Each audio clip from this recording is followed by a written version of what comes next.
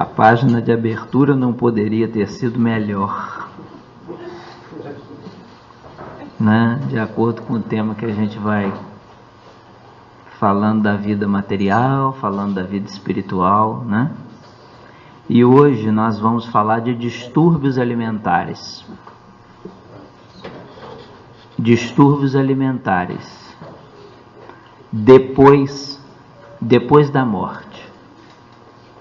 Embora alguns possam pensar assim, bem, é distúrbio alimentar enquanto nós estamos vivos, então enquanto estamos aqui na Terra, pode-se dizer, podemos pensar em distúrbios alimentares depois da morte? Então nós vamos começar. Vou começar contando aqui alguns casos para vocês, tá? Vocês já vão perceber o que são distúrbios alimentares. A Ana Júlia sofreu de anorexia e mais tarde bulimia, né? A Ana Júlia, muito jovem, começou a ficar muito preocupada com a sua autoimagem. Se olhava muitas vezes no espelho, avaliava o seu corpo, a sua altura, os seus braços, a sua anca, suas pernas, e se questionava muito, ao ponto dela achou que estava muito gorda. Ela tinha um problema sério com a gordura. E aí, para combater a gordura, ela começou a fazer atividade física, ginástica, exercício. Meia hora ainda não está dando, tem que aumentar 1 hora por dia. Ainda é pouco, não estou satisfeita, meu corpo não está do jeito que eu queria. 1h30, 2 horas, 3 horas por dia. E a alimentação, quase nada. Não posso comer, porque isso pode me fazer mal. Se eu comer isso, eu vou ficar gorda. Tudo aquilo que eu fiz no ginásio, tudo aquilo que eu fiz na academia vai ser colocado por água abaixo. E ela, na sua psicografia, diz que aos 16 anos de idade, ela começou a insistir com os seus pais. Vocês, que são meus pais, têm que me ajudar. Minha filha, como é que nós vamos te ajudar? Vocês têm que me ajudar a tirar essa gordura horrível que eu tenho. Mas você é muito nova, leve-me ao médico, eu quero fazer uma cirurgia plástica. E ela, depois de muito insistir e não estar sensível às orientações dos pais ou dos médicos, ela fez uma lipoaspiração. Aí tirou gordura do braço, da barriga, da coxa, da anca, que do lado de lá ela ainda escrevia: eu sei que só foi retirado 250 mililitros de gordura do meu corpo, mas ainda assim, todas as vezes que eu olhava para mim, eu achava que estava gorda, eu achava que não estava bem, e eu não conseguia gostar de mim de jeito nenhum. Como se não bastasse a academia, a cirurgia, dieta. Todas as dietas que haviam e aquelas que surgiam como novidade, ela fazia. Ao ponto de 57 quilos que ela tinha, ela perdeu 26 quilos ao final de algum tempo. Ela ficou com 31 quilos, uma miúda de 16 anos, com 31 quilos, e começou a apresentar desmaios. Ela estava muito bem e desmaiava. Ela estava muito bem, desmaiava na escola, desmaiava em casa, e ela desencarnou. Ela é internada, os pais internam, ela assiste aquilo tudo, porque ela entrou em coma, o seu nível de consciência foi reduzido, ela ficou acamada, em coma, mas ela, o ser espiritual imortal, que é a Ana Júlia, olhava e via o seu corpo esquelético, esquálido, em cima da cama, o pai e a mãe chorando, sem conseguir perceber mais o que poderiam fazer, e ela desencarna. Ela volta com 16 anos para o mundo espiritual. Ela voltou do lugar de onde nós viemos. Ela desencarnou. E quando ela desencarna, aparece-lhe o avô, identifica-se, explica com muita calma, porque ela continuava dizendo que tinha muitas dores de estômago, que tinha muitas dores de cabeça, e ela começou a ouvir vozes que lhe acusavam de suicida. Suicida, suicida, suicida. Ao ponto de, era muito pior ela ser acusada de suicida do que as dores de estômago que ela tinha. E ela, na sua psicografia, escrevendo através do médium, Ana Júlia diz que ela preferia ter dor de estômago a ouvir aquelas vozes acusadoras do mundo espiritual lhe acusando de suicida.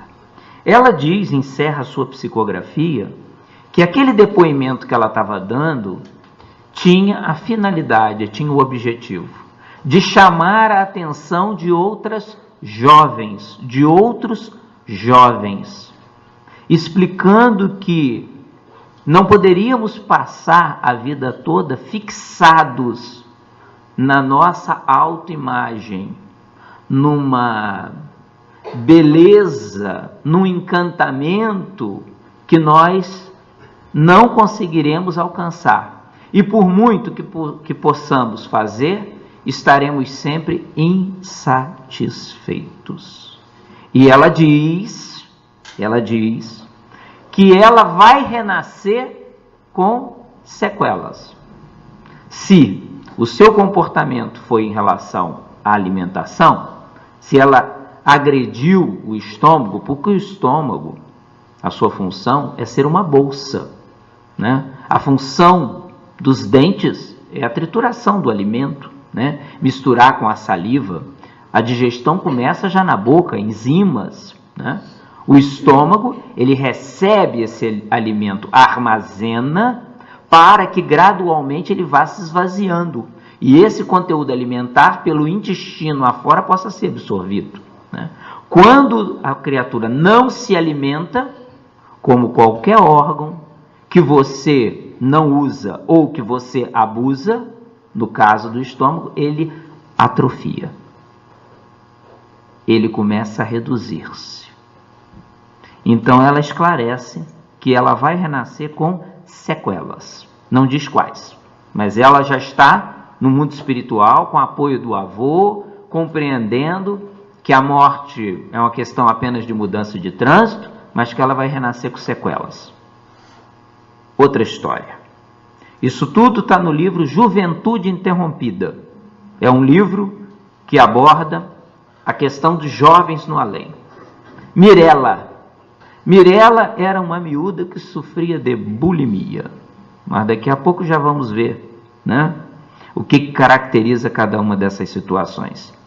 Com 11 anos de idade, Mirella queria ser modelo. E como ela queria ser modelo, ela se preocupava muito com o seu corpo, com as suas curvas. Ela se preocupava em demasia, né? Não posso comer isso porque vai engordar, não posso comer aquilo porque vai me fazer mal, não posso comer isso porque meus intestinos vão sentir isso ou aquilo. E aos 14 anos de idade ela foi para um concurso de jovens adolescentes, né? Então elas faziam competição, né, entre elas.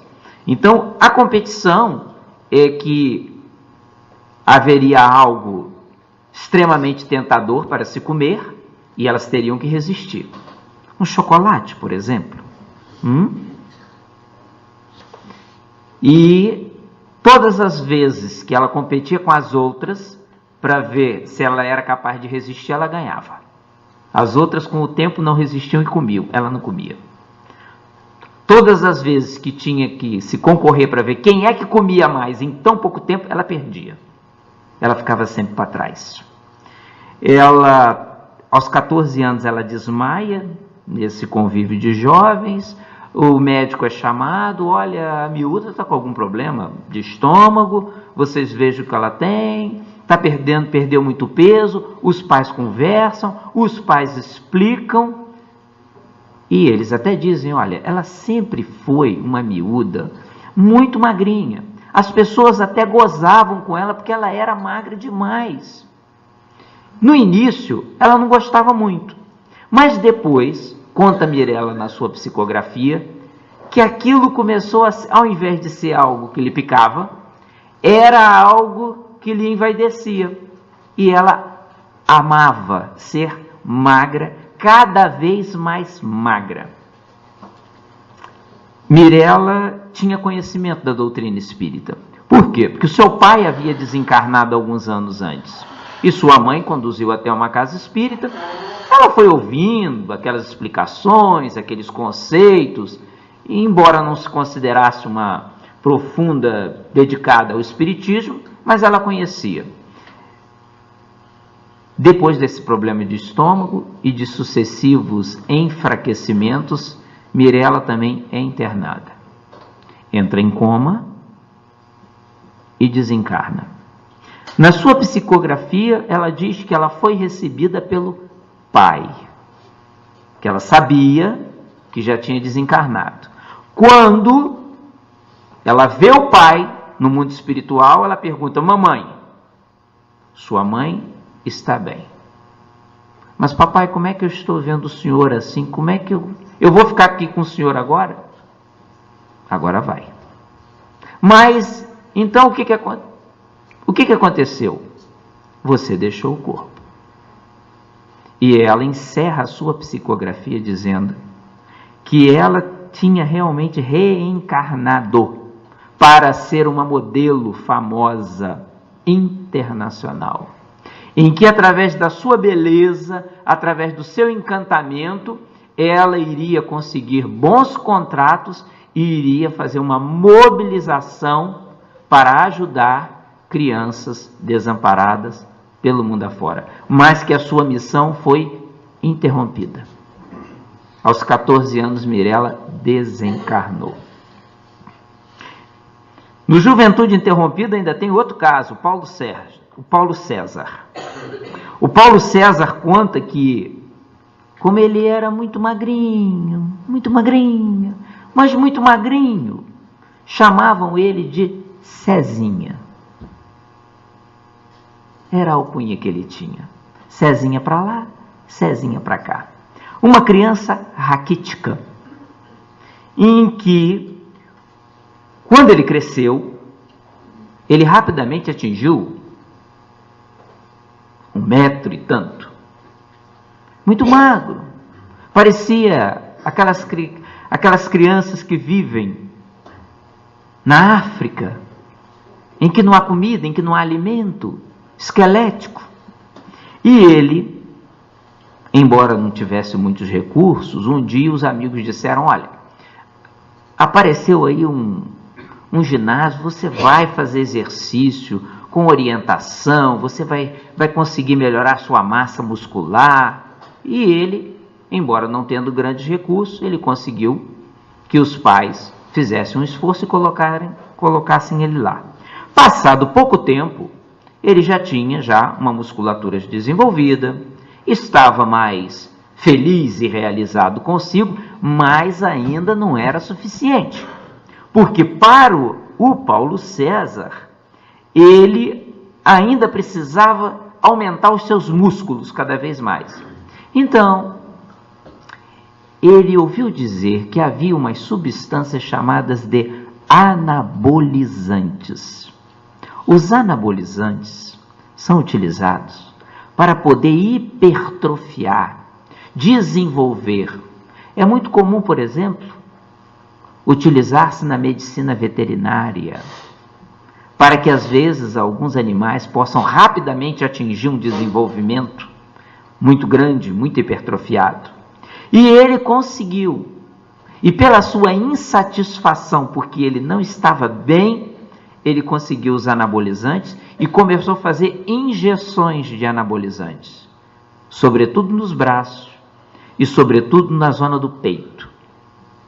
Passado cerca de 1 ano, os pais chamaram e disseram: meu filho, agora para, porque está demais. E comida, ele só fez uma revolução, ele só queria comer proteína, que era o que iria lhe ajudar a força muscular, o desenvolvimento muscular, e ele não atendia ninguém. Começou a se observar que o Paulo César começou a ter algumas alterações do humor, ficar mais irritado, os pais chamavam-lhe a atenção, ele reagia mal, muito agressivo. Tinha uma namorada, a namorada também notou que ele também estava sendo mais intempestivo, e ele continuou usando anabolizante. São substâncias que, usadas de uma forma indiscriminada, são altamente lesivas para o fígado, podendo levar em pouco tempo a cancro de fígado, em pessoas que por vezes não têm nenhuma história familiar de doença oncológica. Esse não foi o caso do Paulo César, porque o que aconteceu com ele?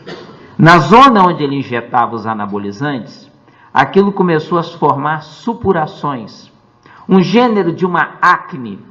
A pele começou a apresentar pústulas, ele começou a ter transtornos mentais, os pais internam e ele desencarna também, aos 16 anos de idade. Na sua psicografia, ele conta que ele vê o pai e a mãe chorando. Pela descrição, os pais eram de formação religiosa protestantes, e num determinado momento aproximou-se uma pessoa dos pais e disse: vamos ler a Bíblia. Abriu no Salmo 23, que nós conhecemos: o Senhor é meu pastor, nada me faltará. E Paulo César observou que naquele momento em que se lia o Salmo 23, do coração do seu pai e da sua mãe, e da mente e dos presentes, começou a emanar uma luz que veio ao seu encontro, lhe pacificou, lhe acalmou, e ele observou que foi trazida à sua presença uma senhora. Ela se identificou, que ele não conhecia, era a sua avó do lado do pai. Coloca o Paulo César numa maca. Paulo César já estava desencarnado, o corpo no caixão. Coloca Paulo César espírito na maca e é conduzido a uma zona de assistência espiritual. Paulo César desencarnou com 16 anos de idade. São 3 depoimentos. Vamos ver aqui algumas questões. Na anorexia nervosa, é um distúrbio em que os distúrbios alimentares, há uma grande dificuldade das pessoas que passam por isso de se relacionarem com a alimentação, com alimento.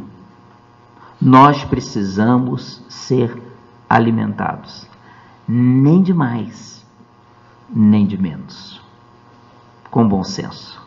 O equilíbrio encontra-se no meio, de acordo com a nossa necessidade. Uma pessoa que fica sentada o dia inteiro, uma pessoa que não tem uma atividade profissional que se mexa demais, é diferente daquele outro que tem um trabalho pesado. E cada um vai ter que se alimentar de acordo com a sua necessidade. No caso da anorexia nervosa, esses espíritos, esses seres espirituais que renascem com essa complexidade da busca pela magreza, né, eles têm uma distorção da imagem corporal. Eles não conseguem se ver como na verdade eles são. Existe até uma imagem muito interessante, em que existe uma jovem esquelética diante do espelho E a figura que ela vê é de uma jovem como ela, obesa. É como a pessoa se vê. Em geral, afeta mulheres jovens. Dos 14, 17 anos, às vezes encontramos situações, casos mais cedo. E está muito ligada à cultura do corpo. Sua página de abertura, Teresina, dizia, né? Alimentar o corpo, alimentar a alma. O pão sacia a necessidade física. O conhecimento espiritual sacia nossa necessidade espiritual. Na bulimia, né? Há uma ingestão alimentar fora do controle. Alguns jovens, eles às vezes começam com anorexia. Não comem, vão ficando cada vez mais fracos, tá? E às vezes eles podem evoluir para uma situação de bulimia ou não. Às vezes seguem anorético, às vezes ficam com anorexia, bulimia, em que há uma compulsão pela comida. A pessoa come para as suas necessidades e muito mais. É seguida de atos compensatórios. Comi, não devia ter comido. Comi, vou engordar. Eu me culpo, então o que que faz? Tem um ato compensatório. Que ato compensatório é esse? Passa a vomitar. Eles treinam o vômito. Treinam, acabam de comer, vomitam. Ou então, eles utilizam substâncias que induzem ao vômito. Ou então, diuréticos. Os diuréticos são substâncias que agem nos rins para que a gente possa perder líquidos. Então eles vão ficar desidratados. Além de malnutridos, também desidratados. Ou então inibidores do apetite. Ou então laxantes. Medicamentos que soltam o intestino para que tenham diarreias, solturas brutais e consigam perder peso. Isso pode, em alguns casos, levar à vergonha. Vergonha, culpa e autopunição. Aí, o que eles fazem? Encaminham-se para a automutilação. Começam a se cortar, começam a se ferir, porque se sentem culpados. Também tem uma outra. É a vigorexia, conhecida como síndrome de Adonis, que é um transtorno dismórfico muscular. É principalmente nos homens, tá? Também é um distúrbio alimentar que está ligado à distorção da imagem, em que a criatura se vê muito magro, muito frágil, muito fraco e independente da musculatura real. A pessoa pode fazer uma alimentação adequada, pode fazer exercício, pode começar a desenvolver medidas ajustadas, né, para o peso, para a altura que tem, e nunca está bom, está sempre insatisfeito. Há alguns sinais comuns aí, tá bem? Que a gente encontra na anorexia, na bulimia, na vigorexia, e existem outros transtornos que não estão catalogados assim, que está dentro de um complexo chamado de outros distúrbios alimentares. Olha, primeiro, vejamos bem se isso não passa por nós, tá bem? Uma autoavaliação negativa.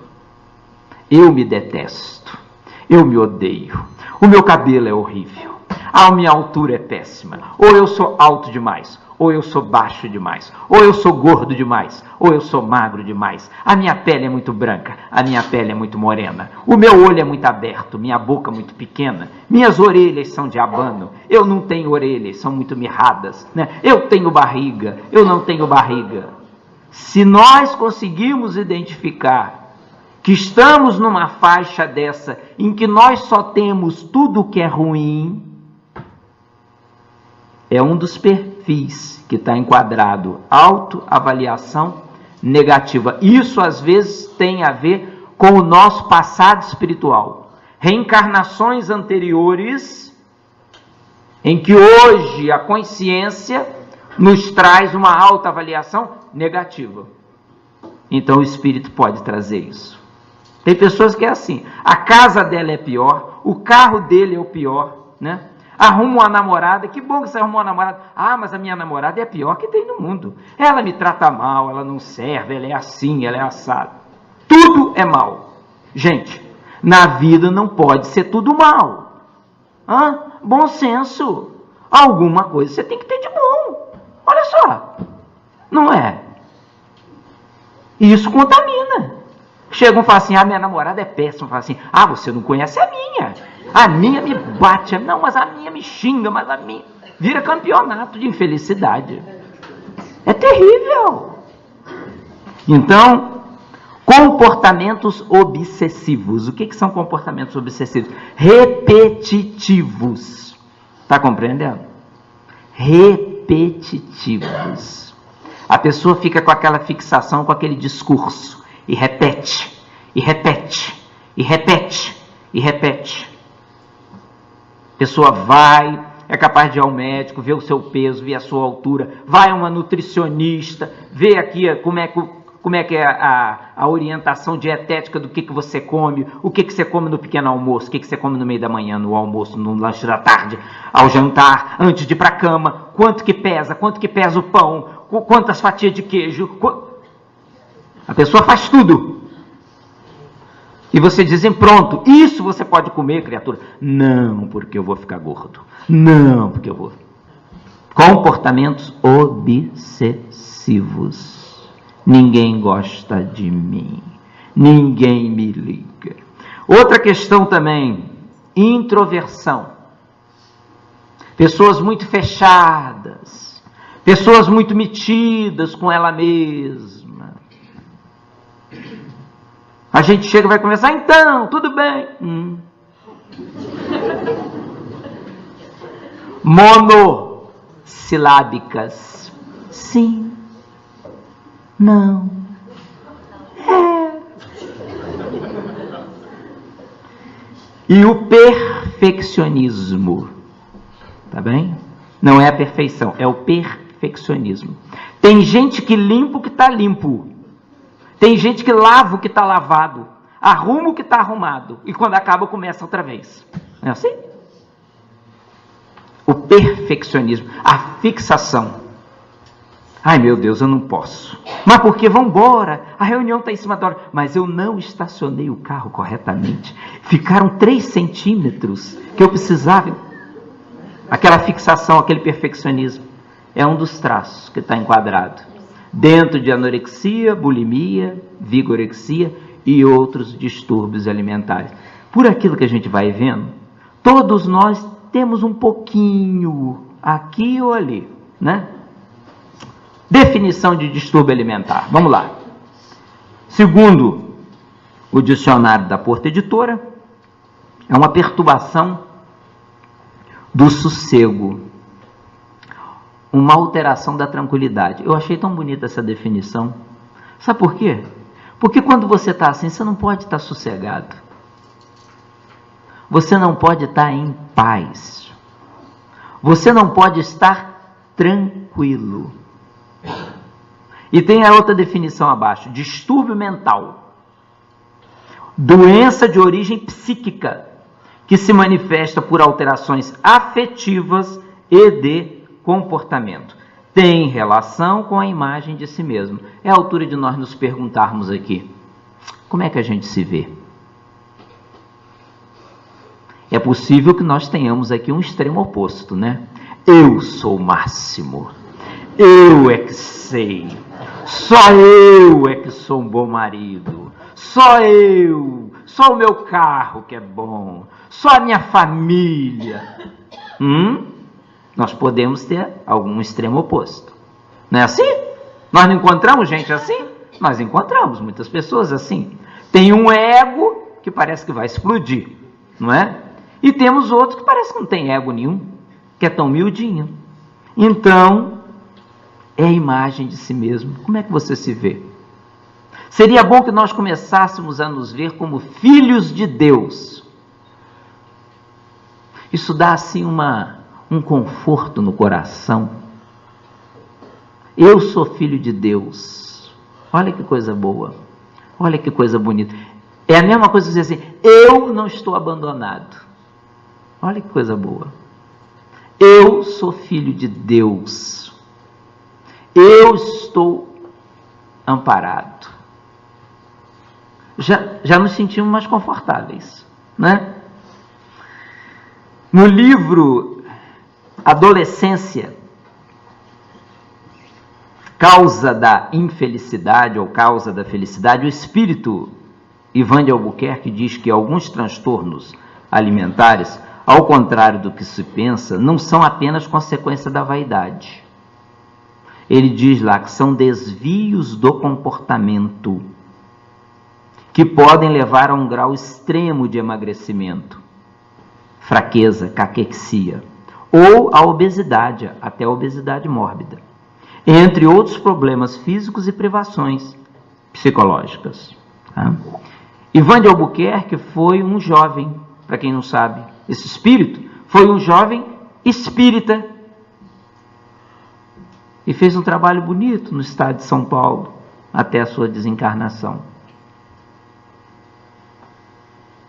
Atenção aos jovens de toda a idade. É na adolescência, quando a personalidade ainda não está plenamente desenvolvida, que esse tipo de insanidade se transforma num pesadelo, exacerbado pelos padrões de perfeição e beleza. Aqui os meios de comunicação dão um especial destaque ou ênfase. Nós somos bombardeados. Nós somos bombardeados diariamente por informações diretas ou muito subjetivas. Os jovens se sentem na obrigação de possuírem corpos primorosos, mesmo que para isso prejudiquem ou ponham em risco seu bem-estar e sua saúde física e psíquica. Eles fazem qualquer coisa, mesmo que racionalmente eles compreendam que não deve fazer, como o distúrbio é de foro emocional, comportamental, eles acabam por fazer. Causas, tem muitas. Por que isso acontece na sociedade em que nós estamos? Há muitas causas psicológicas, tá? Conflitos internos pessoais. O que é um conflito? O conflito é aquilo que você tem dentro de você mal resolvido. Tudo que você tem dentro de você mal resolvido, ou que você acha que ainda não está bem resolvido, tá? É um conflito. Se você diz assim, não sei, mas eu tenho a sensação que na minha família todo mundo vingou, todo mundo andou com a vida para frente, só eu que fiquei para trás. Mas fulano, você trabalhou, você teve seus filhos, você conseguiu educá-los, você construiu sua casa, você é uma pessoa honesta, mas não sei. Eu me sinto inferior aos outros. É um conflito. Você pode ter sua conta bancária com bilhões, vai continuar se sentindo infeliz, porque o problema não está fora, o problema está dentro. É do espírito. É da alma. Há também causas biológicas. Existe uma propensão genética, uma tendência genética, ou seja, nós já trazemos geneticamente predisposições para isso, que está ligado ao nosso passado espiritual. Está ligado ao nosso passado espiritual. Em alguns livros que a gente foi observar, vocês imaginam se uma criatura que foi senhor de escravo, que foi dono de escravo, que comprava e vendia escravo, que escravo era mercadoria, que ele não tinha qualquer problema ético de consciência em lidar com a vida do outro. Vamos supor que esse senhor de escravo, numa outra vida, reencarne agora como negro. Como é que ele vai se ver? Qual vai ser a autoimagem que ele vai sentir dele? Será que ele vai se sentir bem? Pode ser um conflito. em que o espírito, por vezes, não está feliz com ele próprio. Há causas familiares, olha, ambiente doméstico. Você, às vezes, ser educado num ambiente, né, de grande cultura, de que você tem que ser assim, você tem que ser assado, você tem que ser igual ao teu pai, olha para o teu pai. Você tem que ser igual a sua mãe, olha para a tua mãe, olha o teu irmão mais velho, olha o teu irmão mais novo, que é mais novo que você e faz isso e você não faz. Isso também pode levar a algumas causas para essas doenças do comportamento alimentar. A comparação do sucesso à estética corporal. Tá? Isso nós encontramos. Nós encontramos. Um medo irracional, um medo desmedido. As causas espirituais, essas são as causas verdadeiras, as causas reais. O problema não está no corpo, o problema está na alma. O problema está no ser espiritual que nós somos. Às vezes existe a crença cultural. Imagina uma criatura que reencarne nos países altamente industrializados, né? Nos países em que há um foco em relação ao sucesso, à moda, à beleza, ao êxito. É diferente do indivíduo que nasce numa comunidade em que os valores culturais, a crença cultural é outra. A discriminação de indivíduos não atraentes. Isso pode levar a uma ideia, né? E isso é muito relativo, porque o indivíduo que não é atraente para um pode ser atraente para outro. Quantas vezes nós perguntamos, né? Não sei como é que aquele homem está casado com aquela mulher. Ou aquela mulher está junto com aquele homem. Mas ele é assim, ele é assado. Nós somos observadores ao mínimo, né? Nós somos. É porque ele vê aquilo que a gente que está fora não vê. Ele acha lindo. Ela acha lindo. E se você tirar, vai reclamar.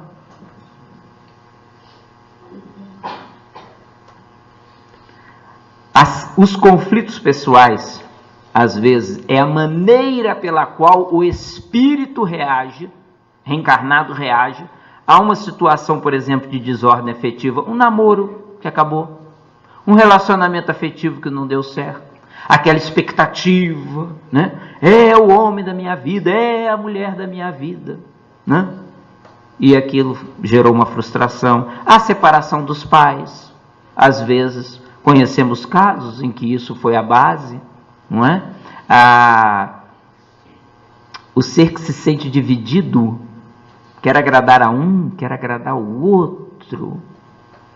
Às vezes a perda de um familiar querido, às vezes uma adversidade na escola, o bullying na escola pode proporcionar isso, a perseguição, tu és isso, tu és aquilo, isso pode levar, às vezes, como foi o caso que nós assistimos, da Mirella, como foi o caso do Paulo César, como foi o caso também da Ana Júlia.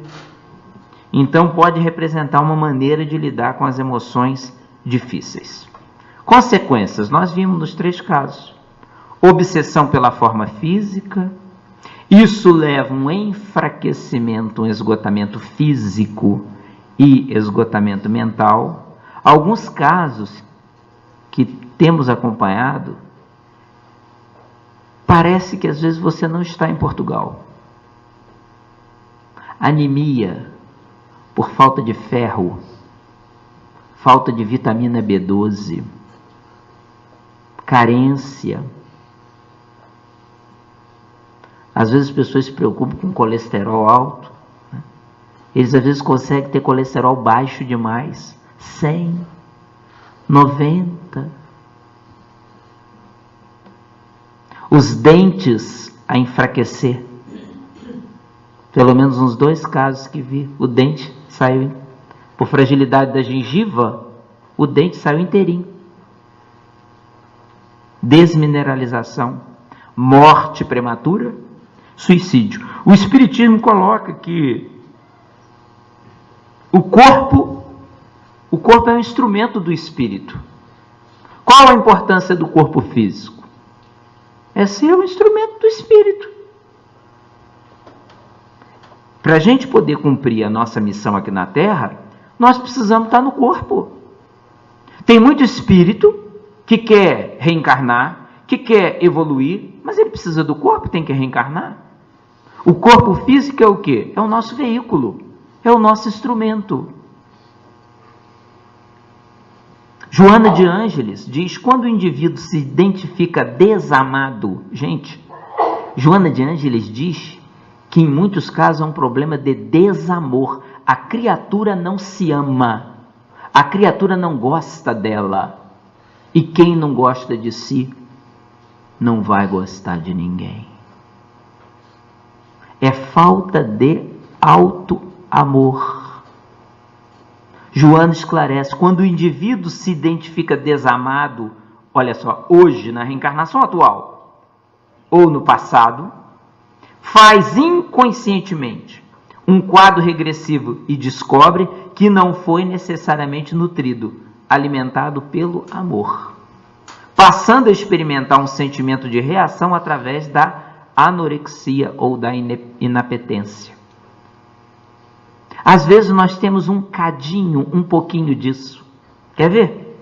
Nós não chegamos a evoluir para a anorexia, mas temos um problema, a gente deixa de comer e perde peso. Enquanto outros, tendo um problema, engordam 2, 3, 5 quilos. Não sei nem como é que eu botei isso tudo para dentro. Eu comi sem ver. Não é assim? Nós temos um bocadinho, um pezinho em cada lado. Né? Nós temos um pouquinho. De outra forma, olha Joana de Ângeles continuando, pode apresentar reação totalmente contrária e faz uma patologia de voracidade alimentar, a bulimia, em que a insatisfação leva a comer até a exaustão. Tá? Eu vou dar aqui umas sugestões de comportamento de risco. Eu achei muito interessante isso que o Ivan de Albuquerque traz no comportamento de risco. Comumente, jovens bulímicos e anoréticos, muito antes de a doença aparecer. Nós, no mês de setembro, trabalhamos aqui a arte, trabalhamos aqui educação, trabalhamos livro espírita, trabalhamos aqui a educação, como educar crianças, segundo Chico Xavier. E a Alexandra nos chamou a atenção uma semana atrás da importância dos pais, dos responsáveis, dos professores, dos educadores, dos avós e das avós, porque esses já criaram outras crianças e já conseguem ter olhos de ver muito mais profundo do que quem viveu menos. Então tem comportamento de risco. Muito antes de a doença aparecer, já manifestam certa alteração emocional, com críticas constantes a certas partes do corpo. Descontentamento com o peso, enfim, medo patológico de ser ou de se tornar disforme, e com diminuição gradativa de suas atividades sociais e desportivas, porque isso leva ao isolamento. Aonde se está com as pessoas é observado. Se eu me isolar, ninguém olha para mim. Ninguém me vê. Estou escondido. Comportamento de risco. Críticas excessivas. Você não pode ter tudo de ruim. Ou você não pode ter tudo de ruim. Não pode. Alguma coisa você tem que ter de bom. Você pode não estar vendo, mas tem. Então, esse é o comportamento de risco. Se vocês notarem, crianças, jovens, adolescentes, filhos, excessivamente críticos, excessivamente preocupados com o peso, né? Reduzindo assim as suas atividades sociais e tudo. Atenção, porque pode ser um comportamento de risco. Tratamento. Tratamento aqui nós colocamos em duas polaridades, tá bem? O tratamento médico, que é um tratamento multidisciplinar, são situações que precisam de apoio da psiquiatria. precisam de apoio da psicologia, precisam de apoio nutricional para reequilibrar e tudo. E quanto mais cedo começar a ser tratado, melhor. Quanto mais cedo o problema for identificado, melhor. Quanto mais cedo você, se você se identificou em alguma dessas situações e sente que está precisando de ajuda, procure ajuda. Procure ajuda. A medicina na Terra existe para isso. Embora saibamos que não são os medicamentos que vão curar na totalidade, mas vão ajudar muito das situações que às vezes estão ligadas a esses casos, como ansiedade, como depressão, com uma série de coisas. Tá? A medicina da Terra está aí e tem um recurso grandioso para nos apoiar. Tratamento espiritual. Primeiro, esclarecimento.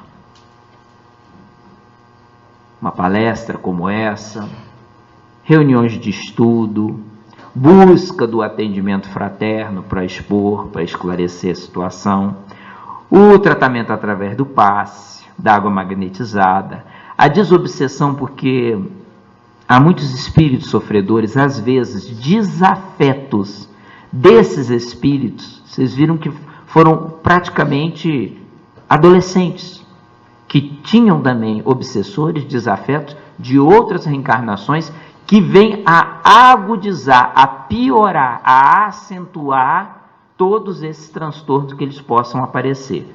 E isso, no atendimento aos espíritos sofredores, nós muitas das vezes vamos dialogar, vamos conversar com eles, esclarecer, e ao serem afastados, iremos reduzir o sofrimento, o constrangimento espiritual que a pessoa sofre.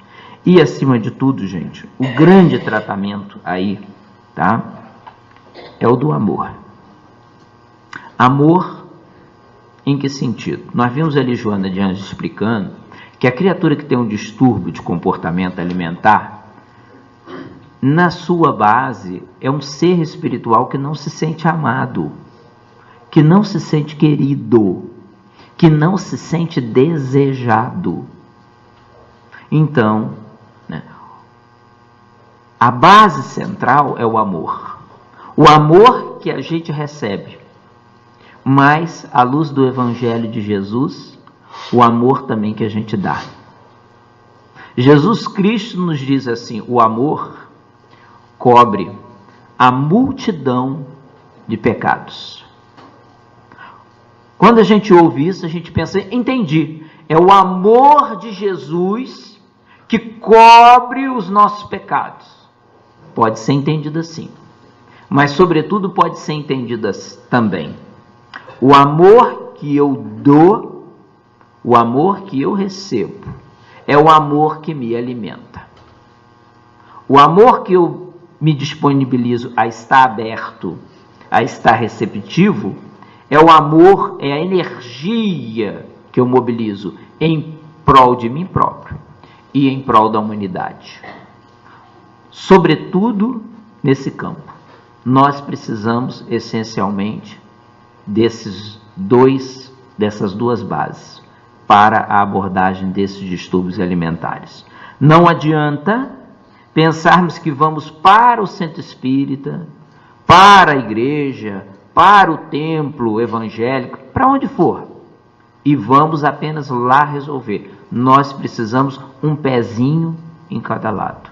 A ajuda da medicina da Terra e a ajuda também da medicina espiritual, dos espíritos amigos.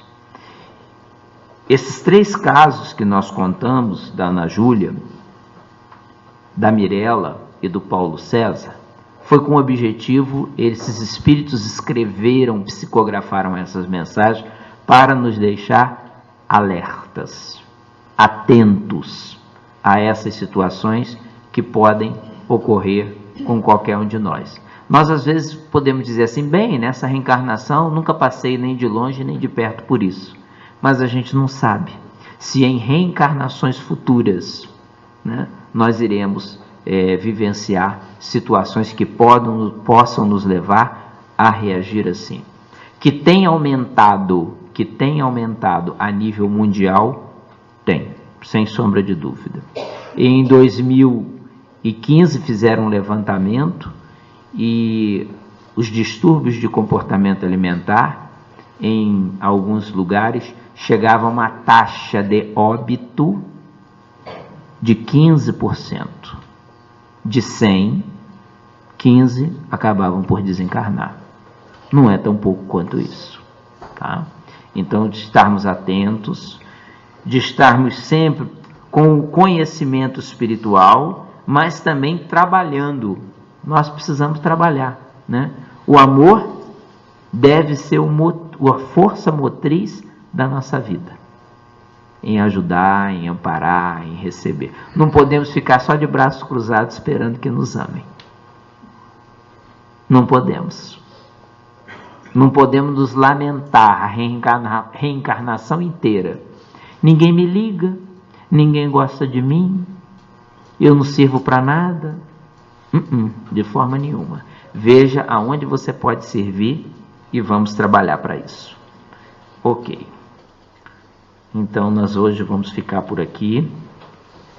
Tem essas fontes de consulta, né? Juventude interrompida, adolescência, causa da infelicidade, além das obras básicas da doutrina espírita. Faz favor.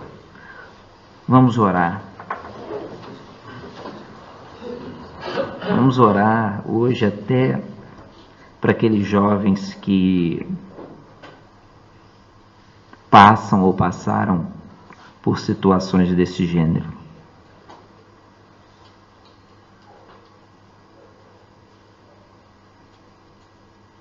Senhor Jesus, nosso amigo incondicional de todas as horas, doce Rabi, pastor das nossas vidas,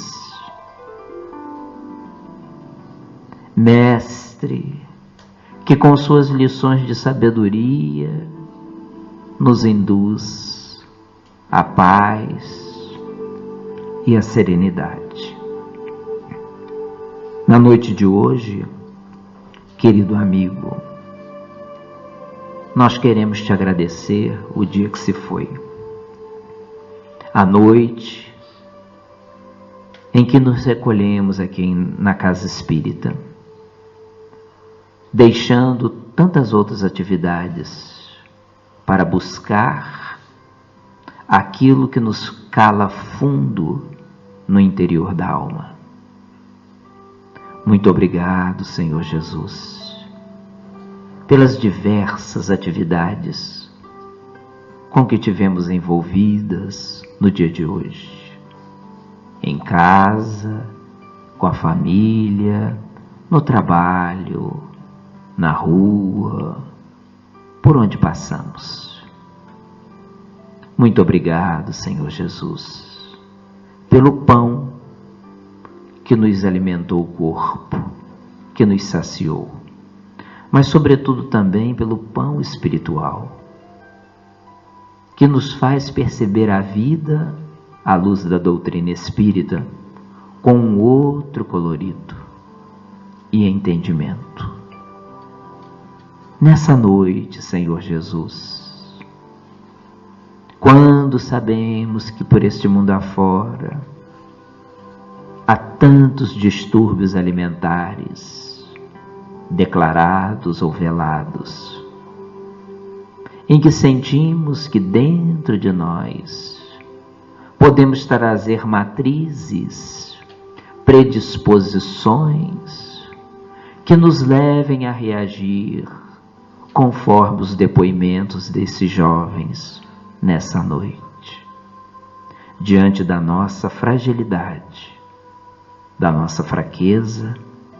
Apieda-te de nós, Senhor, e permita que em teu nome os nossos anjos de guarda aproximem-se junto ao nosso coração, envolvendo-nos com ternura e conduzindo-nos a reflexões maduras e felizes na sementeira da paz. Deixa-nos envolver em nossas preces. Aqueles jovens que tombaram, que desencarnaram, que voltaram precocemente ao mundo real, uma vez que padeceram diante do desafio dos distúrbios alimentares. Agora, em que eles são trazidos para o devido esclarecimento espiritual, aconchega o coração de cada um, Senhor, não lhes deixando tempo para mágoa, culpa ou remorso pela oportunidade que passou. Ampara, doce amigo, o coração dos seus pais, avós, familiares, confortando-os na certeza de que a vida continua e eles prosseguem sendo amados. Muito obrigado, Senhor Jesus, pelo pão que nos oferece a cada instante. Que nutridos e alimentados possamos cuidar deste corpo físico, que é o nosso veículo da alma. Por vezes, ele se encontra usado, alquebrado, doente, mas que nós possamos ainda assim dele cuidar e velar, porque é o nosso instrumento de trânsito na evolução espiritual. Permita-nos alargar a compreensão e fazer o melhor que possamos nos cuidados com o nosso instrumento biológico, que é o corpo. Abençoa, Senhor Jesus, os espíritos que foram trazidos até essa noite junto de nós, aqueles que gravitam em nossa companhia no dia a dia e que agora nos acompanham. Deixa eles com tanta paz e serenidade quanto aquela que nos concede. Leva até o nosso lar a alegria de te conhecer. Leva, Senhor, por onde formos, essa harmonia que nos fala de vida em abundância. Inspira-nos, impulsiona-nos a amar e sermos amados cada vez mais. Assim nos despedimos, rogando que nos ampare nessa noite sempre. Fica conosco, querido amigo Jesus.